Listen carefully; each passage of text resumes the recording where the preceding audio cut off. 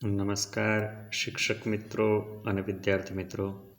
ધોરણ 8 વિષય હિન્દી એકમનું નામ છે મત બાંટો ઇન્સાન કો. વિદ્યાર્થી મિત્રો, આજે આપણે મત બાંટો ઇન્સાન કો આ કાવ્યનું આદર્શ ગાન કરતાં શીખીશું અને કાવ્યની આદર્શ સમજ કેળવીશું. મારી આ ચેનલને લાઈક કરજો, સબસ્ક્રાઈબ કરજો અને વધુમાં વધુ શેર કરતા રહેજો. કાવ્યના કવિનું નામ છે વિનય મહાજન. इस कविता में विनय महाजन जी ने मनुष्य को मिलजुल कर रहने की प्रेरणा दी है. मनुष्य को किसी से भी भेदभाव नहीं करना चाहिए. हमें सभी भेदभावों को भुलाकर एकता की दृष्टि से इस संसार को देखना चाहिए. यह प्रकृति भी हमें निरंतर यही उपदेश देती है.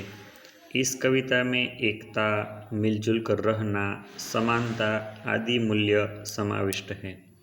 विद्यार्थी मित्रों, જ્યારે તમે આ વિડીયો નિહાળી રહ્યા હોય ત્યારે તમારે પાઠ્યપુસ્તકના પેજ નંબર 16 પર ધ્યાન આપવાનું છે. જોઈએ આપણે કાવ્ય. मंदिर मस्जिद गिरजाधर ने बांट लिया भगवान को.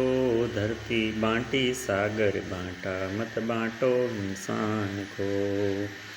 मंदिर मस्जिद गिरजाधर ने बांट लिया भगवान को. धरती बांटी सागर बांटा मत बांटो इंसान को. अभी राह तो शुरू हुई है, मंजिल बैठी दूर है. उजियाला महलों में बंदी हर दीपक मजबूर है. अभी राह तो शुरू हुई है, मंजिल बैठी दूर है. उजियाला महलों में बंदी हर दीपक मजबूर है.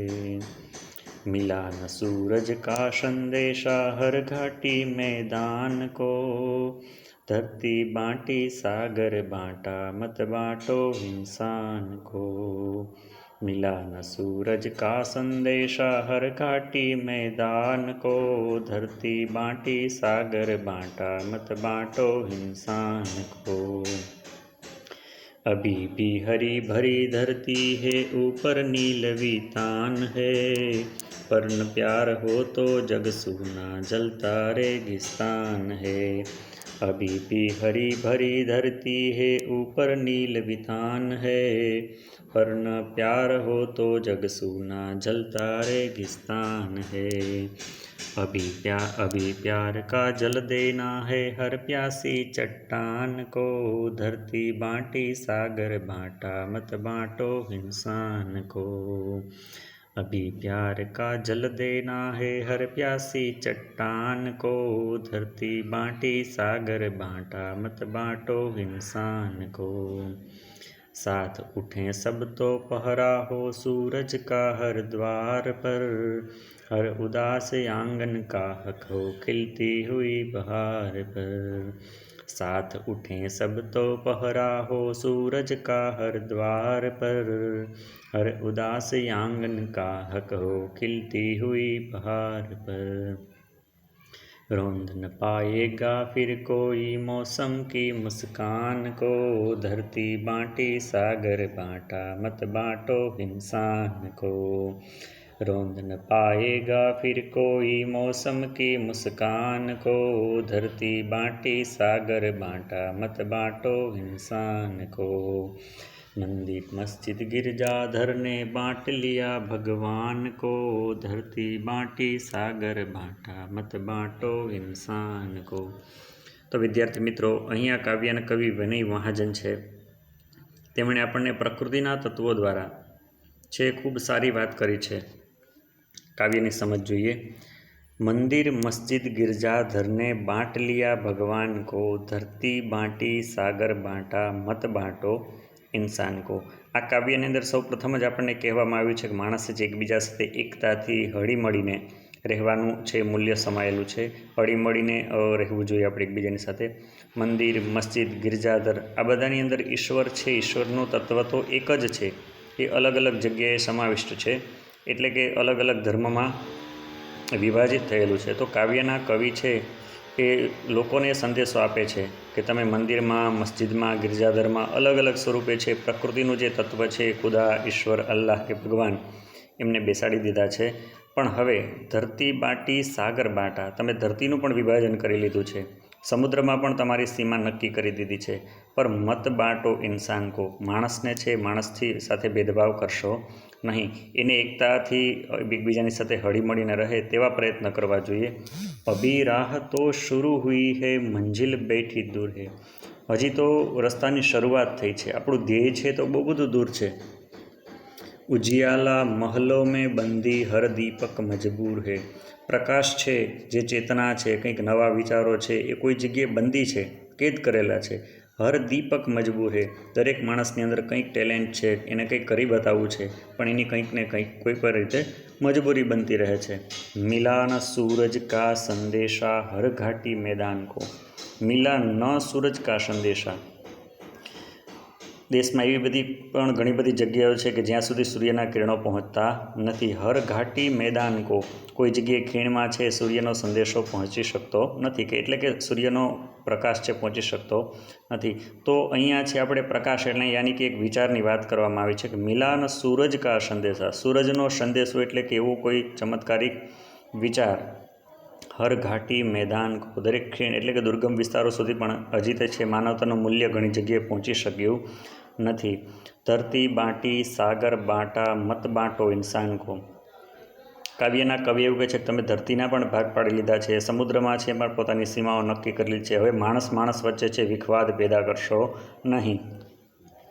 અભી ભી હરી ભરી ધરતી હે ઉપર નીલ વિતાન હે, હજી પણ આપણી ધરતી છે કેવી છે, હરીભરી હરિયાળી છે.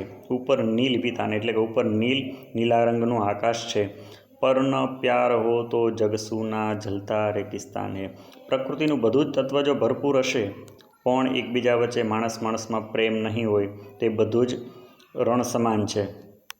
પર ન પ્યાર હો તો જગસૂના જલતા રેગિસ્તાન હે, જગત કેવું લાગશે, એકદમ અંધકારમય ભાસશે, સુનકાર લાગશે, અને ઉનાળાની અંદર જેવી રીતે રણ છે તપી જાય છે તેવી જ રીતે છે કોઈને પસંદ પડશે નહીં. પર ન પ્યાર હો તો જગસૂના જલતા રેગિસ્તાન હે, કુદરતે આપણને આટલા બધા સરસ મજાના તત્વો આપેલા છે તો આપણે એનો આનંદ ઉઠાવવો જોઈએ. જો માણસ માણસ વચ્ચે જ વિખવાદ થશે, વેરઝેરની ભાવના થશે તો આ જીવન છે જીવવા જેવું રહેશે નહીં. એટલે જ કવિ કહે છે કે મત બાંટો ઇન્સાન કો, અભી પ્યાર કા જલ દેના હે હર પ્યાસી ચટ્ટાન કો, હજી તો આપણે પ્યાસી ચટ્ટાન એટલે કે એવા લોકો સુધી છે એને પણ પ્રેમનું સ્વાદ છે ચખાડવાનો છે, કે પ્રેમ છે, મિત્રતા છે, ભાઈચારો છે, સ્નેહ, સહિષ્ણુતા, એકબીજાને મદદ કરવાની ભાવના, આ બધું એવા પથ્થરદિલ લોકો છે એમને પણ આપણે શીખવાડવાનું છે જે અજ્ઞાની છે. હર પ્યાસી ચટ્ટાન કો, ધરતી બાંટી સાગર બાંટા મત બાંટો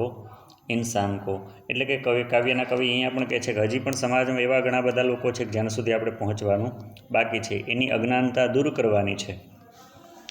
સાથ ઉઠે સબ તો પહરા હો સૂરજ કા હર દ્વાર પર, હર ઉદાસ આંગન કા હક હો ખિલતી હુઈ બહાર પર, અહીંયા કાવ્યના કવિએ ખૂબ સરસ વાત કરી છે. સાથ ઉઠે સબ તો પહરા હો, ખાલી આપણે એકલાના જાગવાથી સવાર નથી પડી જવાની, કોઈ વિકાસ નથી થઈ જવાનો, પણ આપણે બધાએ સાથે એક જ અવાજ સાથે એક જ સૂરમાં છે એ આપણે સવારનું સ્વાગત કરવું પડશે. સાથ ઉઠે સબ તો પહરા હો સૂરજ કા હર દ્વાર પર, દરેકના ઘર સુધી કોઈ આશાનું કિરણ પહોંચી વળે, દરેકનું કલ્યાણ થાય, સમષ્ટિનું કલ્યાણ થાય એવી ભાવના છે કાવ્યના કવિએ વ્યક્ત કરી છે. હર ઉદાસ આંગન કા હક હો ખિલતી હુઈ બહાર પર, દરેક વ્યક્તિનો હક છે.